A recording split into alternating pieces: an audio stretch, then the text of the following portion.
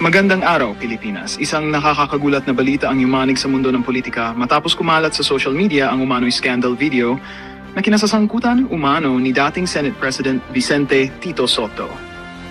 Ayon sa mga ulat, mabilis na kumalat ang naturang video at agad itong naging trending topic sa iba't ibang platform dahilan upang magsampa ng kaso laban kay Sotto ang ilang personalidad na sinasabing nasa kontrobersya. Ayon sa mga insider, hindi lamang si Sotto ang nadawit sa naturang issue, pati umano si Pangulong Ferdinand Bongbong Marcos Jr. o PBBM ay nadadamay sa gitna ng pagputok ng eskandalo. May mga spekulasyon na may koneksyon daw ang naturang video sa ilang high-profile meetings na naganap ilang linggo bago ito kumalat. Samantala, nanindigan naman ang kampo ni Sotto na edited at fake umano ang video at sinabing may mga grupong gustong sirain ang kanyang pangalan, lalo't papalapit na muli ang halalan. Patuloy pa ring iniimbestigahan ng mga autoridad ang pinagmulan ng video at kung sino ang nasa likod ng pagpapakalat nito. Samantala, tikom pa rin ang bibig ng palasyo hinggil sa pagkakadawit ng Pangulo.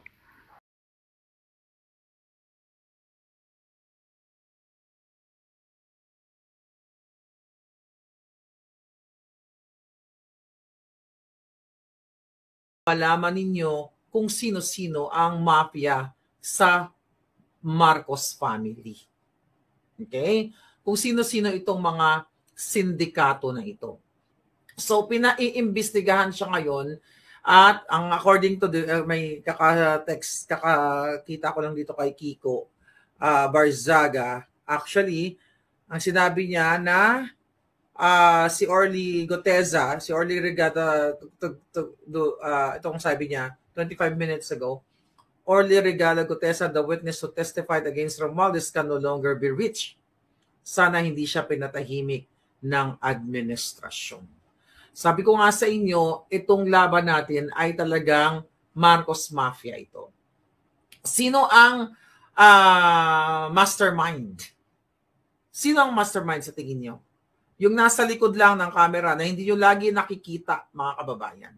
Na paulit-ulit kong sinabi sa inyo, ever since noong 2022, siya ang una kong tinarget. Ang ulo ng ahas. Ang pangit na si Lisa Tanas, siya ang mastermind. Dito sa lahat ng ito. 'Di ba? Kung nanood kayo ng ng The Godfather, siya yung combination of yung parang may legal strategist, 'di ba? May ganon. Nanood sa inyo ng na yon, Godfather na yon. I think Tom Higgins, something like that. Sila yung mga strategists, sila yung mga nag-iisip. 'Di ba? Sila yung mga parang nag-iisip kung paano hubasin ang pera. Sila yung financial utak o mastermind. So itong si Lisa Tanas, mga kababayan. Tahimik lang kunwari, pa-picture-picture, pa-edit-edit ng kapangitan niya diyan, pero siya talaga ang utak ng lahat ng ito. Dahil alam naman natin na si Marcos Jr., mga kababayan, ay wala naman talagang utak dahil nga bangag ang kanyang utak. Okay? Dahil siya ay walang alam. So kung ibabase natin dito sa pelikulang The Godfather, yan si Lisa Tanas. Siya ang mastermind sa lahat ng ito. Then, ang protector, sino ba? Sino ang protector? E di si Marcos Jr., kasi siya yung may kapangyarihan. Siya yung may political power para kontrolin lahat. Kayo at ang kanyang mga tao katulad ni Tambaluslos, di ba? Hindi makakakilos si Martin Romualdez, si Zaldico, si Tambaluslos kung walang proteksyon. So the protector here is si Bangag Jr. by using his power as a president, as a lame duck president. So siya yung protector, then the godfather, itong si Don Tambaluslos ninyo, 'di ba? Si Don Corleone. Don Corleone, 'di ba? Doon sa pelikulang 'yon, ay sa palabas na 'yon. Kaya angkop na angkop sa kanila talaga ang pagiging mafia, pagiging talaga. Punas ko lang 'to. Saan pala yung pamunas ko? Okay. Angkop na angkop talaga sa kanila to, itong pelikulang ito. Dahil isinasabuhay nila ito, mga kababayan. Hindi ito fiction, kundi sa pamilya ng mga Marcos bangag ay talagang nangyayari ito. At si Zaldico, okay, na baka ipapatay na nila yan. Hindi natin alam. Siya ay parang treasurer, siya taga-collect. Although may mga tao siya, di ba, may mga Marines, may mga taga-kolekta, pero siya talaga yung parang taga-tago, di ba, taga-secure ng pera. Sila taga-secure ng pera, tapos may mga tauhan siyang taga-hakot. Tapos ngayon, kaya sabi nga, sino ba nagsabi niya na sigurado tayo na si Zaldico marami siyang ebidensya. Kung ang mga diskaya, ang mga contractor, may mga ledger sila, sinong binigyan nila, sinong ginano nila, sigurado tayo si Zaldico as siya taga-kuha ng mga pera. Okay? Meron din niyang listahan. Baka may mga video pa yan, di ba? Siya yung nagkukumpul-kumpul, nagtatakas-takas ng mga bilyon-bilyon para ialay kay Satanas, kay Bangag. Kasi di ba sa pinangalanan ni Witness Guteza, ni Orly Guteza, na siya ay nag-deliver sila sa Aguado, which is doon sa Malacanang. So ito talagang mga hayop na to. Mafia talaga ito, mga kababayan. Kaya, then, syempre, ando doon na yung mga, may tinatawag tayong runners, yung mga asungot nila, nandoon na yung mga maliliit na role.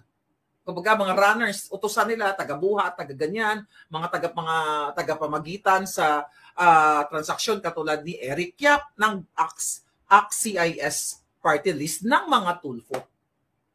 Nandyan si Maynard Ngo, di ba? Okay, na tagapamagitan or mediator o middleman, di ba? Dumadaan sa kanya ang pera para maghatid dito kay Escudero. Actually, mga kababayan, itong lahat ng mga ito, lahat Congress, Senate, kaya ngayon inilalabas din sila Binay, sila Revilla, lahat yung mga yan. Kasi itong Marcos Mafia trying to divert your attention na ito pala mga kongres, ito pala itong mga senador na ito, sila Escudero, sila ito. Although kasama sila, ako naniniwala ako sa mga yan. Ngayon, para maiwas itong si Romualdez, kung totoo ito, kung ito, may balita ba kayo na si Orly Guteza ay, cannot be reached? So nakakatakot kung ito ay, sana buhay pa siya, kasi ipapagurgur talaga to ni Bangag. So ngayon, magugurgur talaga itong manang Mafia Marcos na ito. Ngayon, sino ang spin doctor? Mag-quiz nga tayo. Sa tingin nyo, sino ang spin doctor? Okay? May nakita ba ako? Okay, may nakita ba akong magaling dyan sumagot? Rebecca Ogata, how are you? Okay. Cannot be reached nga daw, okay? Yes, Jenny Grab. Okay, sige, wala pang nasasabi. So, ang spin doctor dito, mga kababayan, ay si Amy Marcos. Bakit? Recently, yan sila Tito Soto, mga ano lang yan, mga tauhan niya, mga yan. Okay, mga tauhan niya ng mga asong ulol lang yan sila. Okay? So, bakit kasama, marami sila actually spin doctor, pero gusto kong idiin itong si Amy Marcos. Dahil nagsalita siya ngayon, na nagdrama-drama siya, na parang, ano ba yung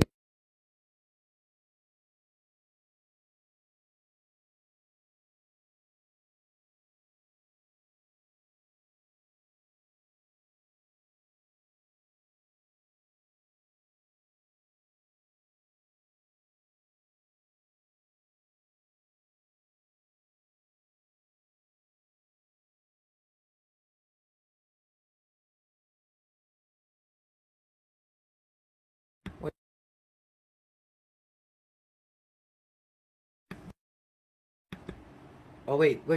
Ilang minutes? Nawala ng sound? Okay, saglit lang. Ayan. Nawala ako ng sound. Okay, nagalaw. Okay, we're good na? We're good. 2:37. Okay, mabilis. Okay, good. So, narinig niyo ba kung sinong spin doctor? Okay, ulitin ko. Ang spin doctor dito ay na-mute lang mga palangga. Ang spin doctor dito ay si Amy Marcos. Bakit siya yung spin doctor? Okay? Recently, sabi dito sa balita, few hours ago, Senator Amy Marcos has denounced controversial basura deliveries, particular fuming at the insult slapping at trash. Basahin natin yung sinabi niya. Ang perang pinagpaguran ng bawat Pilipino ay hindi basura. Sabi ng Bigatla. Nag-post pala siya. Ito. Sabi ng Bigatla. Okay. Drama na naman. Bakit sa spin doctor? Okay? Buti na nakita nyo na nawalan tayo ng audio. Ngayon, mga kababayan, nonsense yung pinagsasabi niya. Nonsense yung pinagsasabi ni Amy Marcos kasi ang tunay na issue dito, it's not, hindi naman, yung pagtawag na basura, hindi naman sinabi yung testimonya ni Gutesa, ni Orly Gutesa na para tinuturing nila ang pera ng bayan ay basura. No. Ang tunay na issue dito, mga kababayan, yung sinumpaang salaysay ni Orly Gutesa na ang pinsan niyang si Jutang Gini ng Tambaluslos, okay?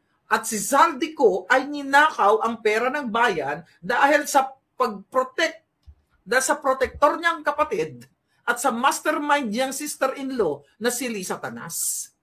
Okay? Ang sinasabi dito, code lang yun. Inililis na naman yung issue, kaya nga sinasabi ko sa inyo, spin doctor yan si Amy Marcos, magaling magdrama-drama. Ang pera ng bayan, flood control projects, yung dinadala doon sa bahay ni Romualdez, sa bahay ni Zaldico na maleta. O maletang maleta. Tama ba? Okay. Saya kasi ako dahil. Okay. So, maletang pera. Okay. So, ibig sabihin, yung sinabi niya, nonsense yan. Dramatization 101 na naman yan. Kaya siya, kaya siya tinatawag na basura dahil code name nila yon. Hindi naman ibig sabihin na sinabi nila na, yung pera, ina-address nila, yung hard-earned money o taxpayers' money, parang binasos nila, yung mga pera ng taxpayers, basura yan. Tanga ka talaga, Amy Marcos, na sobrang sa botox. Kasi kabalintunaan o kabaliktaran ng utak mo, kabaliktaran na yung pera ay ginudyos nila. At hindi nila tinuturing na basura. Love na love nilang pera. Ganid nga sila, putang ina eh. Di ba? Billion. 100 billion. Aabot pa ng trilyon. Di ba? Kaya sabi ko, sa pelikulang The Godfather, sa akma talaga itong magpamilyang ito. The mastermind, the protector, the Godfather, the treasurer, si Zaldico, and the spin doctor. At marami pang mga asungot. Yun na marami pa yan kasi pag pinangalanan natin, hindi na makasya dyan sa title natin. So yung sinasabi dito ni Amy Marcos, di ba? Parang ginagawa nun yung inonsulto nyo kasi ginamit yung tinawag yung taxpayers money, basura, Ang pinapunto dito ng whistleblower natin, si Gutesa, na yun ang code name nila para hindi halata. Sabihin, naman sasabihin na, hakutin nyo na yung mga ninakaw natin sa taong bayan. Di ba? Hindi nila sasabihin yan. So ngayon, itong si Amy, nagdadrama-drama na naman. Imbis na tutukan mo yung hayop mong kapatid na adik at i-booking mo sa taong bayan, yung demonya mong sister-in-law na mastermind lahat sa pagdanakaw na ito, yung pinsan mong ihodiputa, lahat ng kawatan, buong pamilya mo, pati mga kapwa-puhan mo na lumalamon sa kaban ng bayan, yan ang tututukan mo. Hindi yun nga, huwag yung tawagin na basura, insulto naman yan sa taong bayan. Julul! Amy, julul! Diba? Kaya dapat sampalin ka na sooner or later ng ni Inday Sara eh. Gusto ko mangyari yan pagdating ng panahon eh. Dahil nang gagamit ka ng Duterte, hayop ka. Tama ba yun? Diba? Kahit elementary, ano yan? Yan mga pamilya. May sound na tayo, diba? Kinabahan naman ako, kala ko walang sound.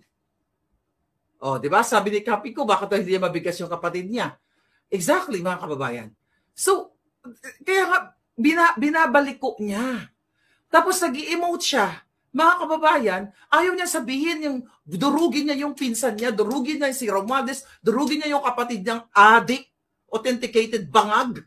Ayan, si Sandro Marcos, yung pamilya niya. Tapos ang drama-drama niya, di ba, mga rhetoric, mga kaputahan na, yan, huwag yun namang tawagin na basura yan, insulto yan sa taong bayan, di ba? Nag-ano-ano na naman, yung mga tanga naman na nagpapaniwala kay Amy Marcos, ay oo nga, respetuhin nyo yung taxpayers money, Pero, na-miss nyo, alam naman natin na yung mga double agents, yung mga nagniniwala kay Amy, talagang nagkakapera sila, so wala silang ibang gagawin kundi ipagtanggol.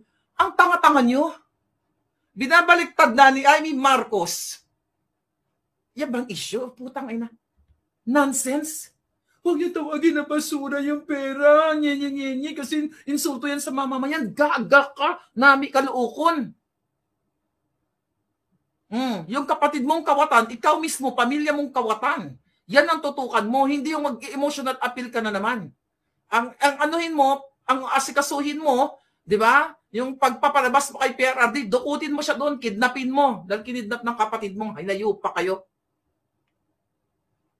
Puro kayo optics, yung mga nagpapaniwala pa dyan, ha? Sa mga double agents, mga tanga na kayo. Sa mga alpot. Di ba? Pinaasa kayo, si Amy punta ng dahig. Naku, nagkita si Sarah. At saka doon sa bayon, sa Dubai ba sila nagkita? O sa Kuwait, o UAE, ba? Somewhere there. Di ba ganun? Naku, makakalabas na si PRRD, ganyan-ganyan. Anong kadyutahan? Nakalabas ba si PRRD? O ngayon, kumusta nga naman kayo ngayon? Sino unang nag-expose sa inyo niyan? Tungkol sa pagdukot kay PRRD, hindi ba si Maharlika at ang kanyang mga puting ahas? But anyway, going back tayo dito sa mga kadyutahan ni Amy Marcos tungkol sa basura-basura code na ito. Code nila yan.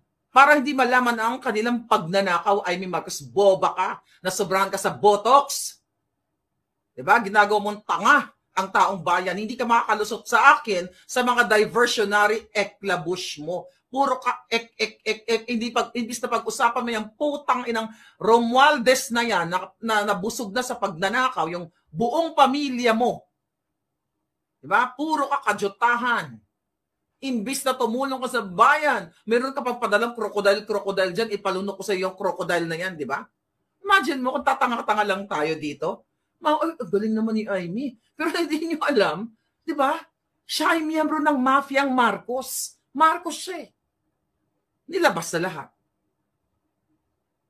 Access Party List, Eric Yap, Binay, Escudero, Villanueva, Revilla, Estrada, di ba? Ngayon, imbis na protection na natin itong mga, what do you call it? Yan, katulad ni Orly, Gutesa. Di ba ngayon, nowhere to be found daw, cannot be reached, mga kababayan. Ano ang gagawin natin ngayon dyan? Kasi sabi ko nga sa inyo, ang mafia-ang gobyernong ito, kaya wag na, alam mo, yung si Saldi ko, di ba ngayon, I think nag-statement siya, ano daw siya, babalik daw siya or haharapin daw niya sa tamang panahon, sa tamang oras, itong mga, ano sa kanya, yung kanyang mga, what do you call it, yung mga akusasyon sa kanya. Oh, baka ipapatay na yan, para hindi nakapagsalita. O kaya sinabi niya, di ba, gusto na nasa peligro daw ang buhay niya, sabi ni Saldico. Kaya itong kadyutahang basura-basura dramatization ni Amy Marcos na ito, tanga ka, hindi mo in-address bawat basura na sinasabi, yung basura delivery nila, isang maletang ganyan, we're talking about 48 million, then more than a billion, 1.6, tama yung ano natin, di ba? Tama yung ating pagkwenta, di ba? Imbis na tutukan mo, alam niyo kung anong dapat gawin. Di ba binanggit, Valverde 6, Pasig, ano pa ba yun? Shangri-La. Ito yung mga sa expose ko eh. Forbes Park, Horizon, BGC, Kondo ni Saldico, kung saan-saan. Di ba? McKinley Street sa bahay ni Speaker Tambaloslos. Yung kung saan nila i-deliver itong mga perang ito. Then doon sa Aguado Street, sa Malacanang na yon. Malacanang area na yon. For sure, kay Mastermind yun. Tsaka kay The Protector, kay Lisa Tanas, kay Bangag, i-deliver yung mga yan. Imbis na proteksyon na nila, itong mga whistleblower na ito. Katulad, di ba, napakalaking tulong yan sa taong bayan. Pero anong ginagawa nila ngayon? Kung totoo na hindi siya mahanap, siya pa ngayon ang imbestigahan. Dapat proteksyonan na ito. Dapat ang ginawa right there and then ni Bonjing Remulla ng mga mafia ito, pero wala na tayong expect kasi nga mga mafia nga sila, mga kababayan, di ba? Di ba? Mafia nga sila eh. Pamilyang mafia. So dapat, itong mga hayop na ito, which is kung hindi, kasi nga sindikato, bomba yung pinasabog ni Gutesa at ng iba pa doon, which is yung mga dating DPWH kasi wala na silang director, engineer, yung Hernandez, yung Alcantara, yung sino-sino pa doon, di ba? Wala na sila kasing choice kasi na-corner na sila. Okay? Imbis na sasabihin ng Senate ni Tito Soto, na pinaalagaan si Miles. Alright? Kamusta ka naman, Mami Helen? Okay? So, at itong si Lacson, okay? Na talagang every time na magsalita si Senator Marcoleta ay hinaharangan na ng hayop na yan. Dapat, mga kababayan, sinecure na nila yung mga place, yung mga lugar na kung saan binanggit ni Gotesa at nung iba pang mga whistleblowers na ito sa BGC, sa ganito, sa ganyan, di ba? Nag-deliver ako ng ganyan.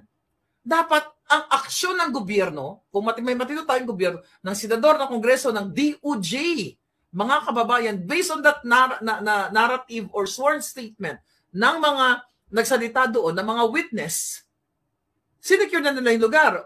I-secure? Paano i-secure? Titignan, pagpasok doon sa area na yon, let's say Forbes Park, may mga logbook yan, may CCTV, lahat, di ba? Lahat titignan na nila, sisecure na nila yung mga ebidensya. Imbestigahan na right there and then. Kasi mabuget ang kanyang ang kanyang ang kanyang testimonya. Pero wala silang ginagawa, di ba? Kaya gusto nilang imbestigahan kasi hahanap sila ng butas. Background check, chu. Tapos sinasabi pa nga na yung ang sworn statement daw, yung statement daw ni Orly Guteza ay hindi inonor nitong, mamaya basahin natin yung balita, hindi inonor nitong certain lawyer na ito na nag-notaryo. Pero may explanation, I think may explanation dyan, na since nag-swear siya doon, nanumpa siya, mayroon daw jurisprudence sa ating batas na valid yon. Pero dahil iginigiit ng Marcos Mafia, ng mga kasabwat nila, na imbestigahan, i-background check itong si Guteza. Imbis na i-freeze lahat ng mga assets, yung mga logbook i-secure doon sa Valle Verde, sa BGC, lahat, CCTV, para itong araw na ito, itong ganyan, anong date ito, secure, kunin na lahat yan para gamitin na ebidensya, para mabigyan ng hustisya ang taong bayan, mga kababayan. Wala. Ang gagawin ngayon, hindi pa nahanap, hindi natin alam kung nasaan si Guteza, di ba? Kasi gusto nilang imbestigahan para i-discredit nila. Ay, ito pala itong ginawa dati na ganito, ganyan. Ay, hindi to credible. Dinidistract na naman tayo. Again, this is another diversion. Diversionary tactics ng mga mafia. Di ba?